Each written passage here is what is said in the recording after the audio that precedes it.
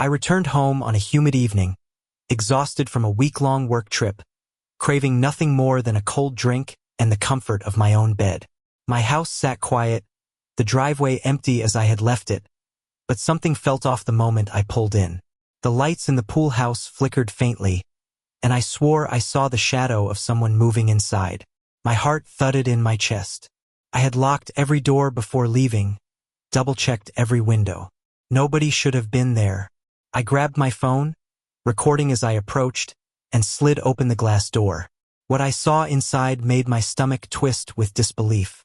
Karen, our HOA president, the self-appointed queen of the neighborhood, the woman who fined people for leaving their trash bins out 30 minutes too long.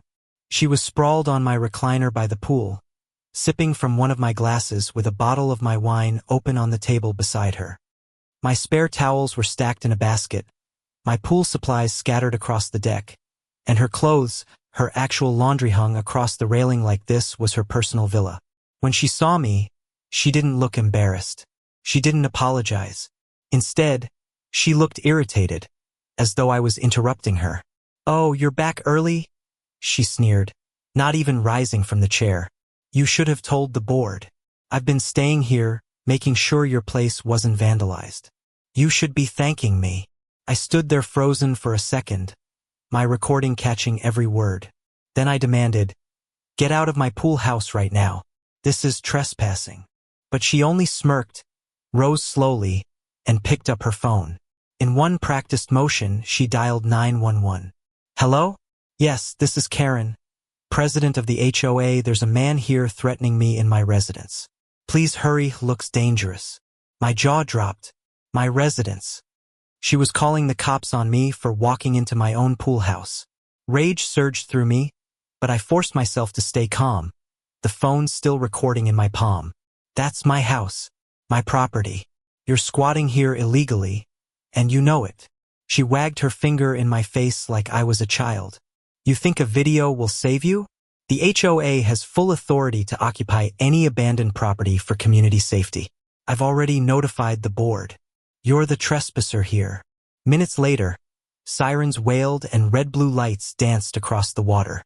Karen ran outside to greet the officers, shrieking and pointing at me. "That's him. He broke in here while I was resting. Arrest him." The cops turned toward me with suspicion in their eyes, hands hovering near their belts. My heart pounded, but I didn't flinch. I pressed play on my phone, letting them hear Karen's voice calling my pool house her residence, and boasting about board authority. Then I handed over my property deed, my ID, and even pulled up the property records online. Karen's face shifted from arrogance to panic. "That's fake," she screamed. "He edited that. He's dangerous. He threatened me." But the officers weren't convinced. They asked her for a lease, proof of residency, any document tying her to my pool house. She stammered, fumbling, and finally spat out, "The board said it was okay." That was when one officer narrowed his eyes. "Ma'am, HOA bylaws don't trump property deeds. You have no standing here." Still, she wasn't finished. As they questioned her, she secretly dialed someone else on speakerphone. The voice of Greg, her closest ally on the board, spilled into the humid night air. "Stick to the story, Karen. Don't let him intimidate you. We'll back you up at the hearing. He'll fold like the rest." The officer raised a brow, scribbling notes. Karen quickly hung up, realizing too late that she had exposed a conspiracy in front of everyone. Neighbors had gathered now, drawn by the flashing lights and shouting. I heard murmurs ripple through the crowd. "She tried to fine me for planting sunflowers," one whispered. Another added, "She trespassed on my deck last month, said she was inspecting it. I knew it was wrong." Their voices grew louder, angrier, as years of bottled resentment spilled into the open. Then came an unexpected twist. From the back of the crowd, a frail figure stepped forward. Mr. Harlan, a retired judge who lived 2 houses down. He had always kept to himself, rarely attending meetings. Now he cleared his throat and said, "Officers, I've had enough of this charade. Karen has harassed this neighborhood for years. Last month, she sent me a fabricated notice demanding I repaint my siding, citing a regulation that doesn't even exist. I've kept every letter she sent me. I'll be filing them with the county in the morning. Gasps spread through the crowd. Karen's eyes widened in horror. You wouldn't dare, she spat, but the judge's gaze didn't waver. For the first time, Karen's grip on the neighborhood crumbled in real time, her threats bouncing off instead of breaking people down. The officers finally turned to her. Ma'am, you're under arrest for trespassing and filing a false police report. You'll have your day in court, but tonight you're coming with us. As they clicked the cuffs around her wrists, she screamed, You can't do this. I am the HOA, you'll regret this. Her voice cracked, not with authority but with desperation. She was dragged away as the crowd recorded, her empire of fear dissolving under the weight of her own arrogance. I stood by the pool, shaking but victorious, the glow of police lights reflecting off the water. Neighbors approached me, some apologizing for staying silent so long, others thanking me for standing up to her. The judge put a hand on my shoulder and whispered, Fear only works until someone refuses to bow. That night, as I sat alone on my porch, the pool water shimmering under the moonlight, I realized Karen hadn't just invaded my pool house. She had tried to invade the very core of what community should bet rust, respect, dignity. But in trying to break me, she had broken herself. And so I ask you, was justice done when she was arrested? Or should someone like Karen face even harsher consequences for turning a neighborhood into her personal kingdom? Was her downfall enough? Or was it only the beginning of true accountability? The neighborhood was buzzing the next morning like a hive finally freed of its queen bee. Everyone had seen Karen hauled off in handcuffs, her shrill voice echoing into the night as the squad car drove away, and word traveled faster than wildfire. For the first time in years, people were talking about her openly, not with the hushed tones of fear but with a strange mixture of relief and disbelief. My phone didn't stop buzzing, neighbors sending me screenshots of her screaming face circulating on Facebook, local news headlines already running the story of an HOA president accused of squatting and filing a false police report. But I knew better than to celebrate too soon. Karen was not the type to surrender quietly, and the board she ruled had its own network of allies and enablers. Sure enough, less than 48 hours later, I received an mail-in official-looking notice stamped with the HOA logo claiming that I owed thousands of dollars in special assessments for defaming the community and violating HOA conduct codes. My hands trembled with rage as I read it. Even behind bars, her people were still trying to silence me. That was when the retired judge, Mr. Harlan, knocked on my door. He carried a stack of envelopes neatly bound with string. She did the same to me and to many others, he said, setting them on my kitchen table. These are letters threatening foreclosure, made-up fines, even demands for quiet compliance fees. I stayed silent because I didn't want the stress, but what you exposed has made silence impossible. He looked at me with steady eyes. I'm ready to testify. We weren't alone. One by one, other neighbors came forward with their stories. A single mother who had been fined for leaving chalk drawings on her driveway. An elderly couple who had been threatened with eviction over the color of their shutters. A veteran down the block whose flagpole had been ordered torn down because it wasn't aesthetically consistent. Every story was another crack in the wall of fear Karen had built. And every story was another nail in the coffin of her defense. The court date became a public event, a spectacle that drew reporters, activists, and curious residents from other HOA-plagued neighborhoods. Karen appeared in court in a stiff blazer that didn't hide the bags under her eyes.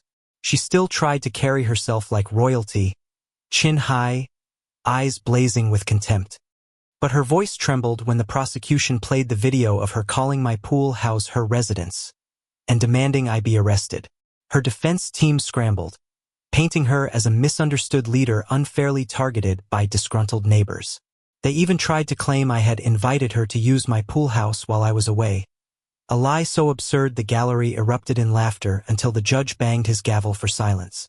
The retired judge testified next, laying out her fraudulent notices with the gravitas of someone who had once presided over cases himself. His calm voice cut deeper than any accusation. And then came the twist no one expected. Karen's own niece, Emily, walked into the courtroom carrying a laptop and folders stuffed with printed emails.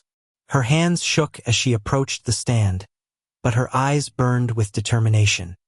She explained how Karen had pressured her into managing the HOA's emails while she was in college, threatening to cut off her tuition if she didn't comply. Emily revealed how Karen had ordered her to delete incriminating correspondence, but instead she quietly saved them all. What she revealed shocked even those of us who already despised Karen.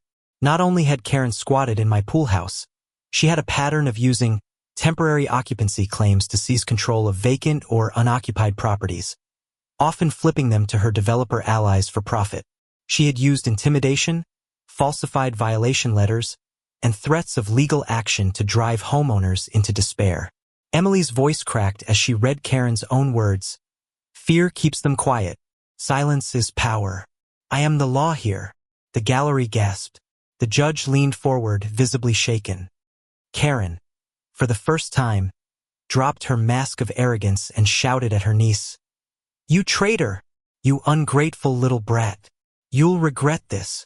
Officers stepped forward, warning her to stay silent. She collapsed back into her chair, face red and twisted with fury, realizing her empire had just imploded from within. The jury's decision came quickly guilty on multiple counts, including trespassing, fraud, harassment, and abuse of authority. When the sentence was read, several years behind bars and restitution to the victims, Karen wailed so loudly it echoed off the walls, a sound somewhere between rage and despair. The woman who once terrified an entire neighborhood with fines and threats was reduced to a spectacle of pity and contempt. But the story didn't end in the courtroom. Back in the neighborhood, a transformation began. The HOA board was dissolved under county order. In its place, a volunteer community council formed, led by neighbors who wanted transparency, fairness, and cooperation. Instead of citations, there were neighborhood barbecues. Instead of threats, there were conversations. The single mother's kids covered the sidewalks in chalk rainbows. The veteran raised his flag higher than ever, and the elderly couple painted their shutters bright yellow just because they finally could. As for me, I rebuilt the pool house not as a guest space, but as a community hub. On warm evenings, neighbors gathered by the pool to talk, laugh, and breathe freely without fear of fines or notices slipping under their doors. Even Emily visited, now free of her aunt's shadow, and the neighbors welcomed her as one of their own for her courage. One night, as the sun set and the sky turned to gold, I stood on the porch watching kids splash in the pool, their laughter carrying through the air. I thought about the night Karen had tried to turn my home into her kingdom, and how close I had come to being crushed under her lies. But in the end, her arrogance destroyed her, and her downfall freed us all. She called the cops on me for walking into my own pool house, but now the only authority here was the people who had learned to stand together. Karen's empire of fear was gone, and in its place, a community had been reborn. And so I ask you, was it justice enough that Karen was sentenced and stripped of power? Or should someone who weaponized fear and law to control an entire neighborhood face even harsher consequences? Was her downfall truly justice?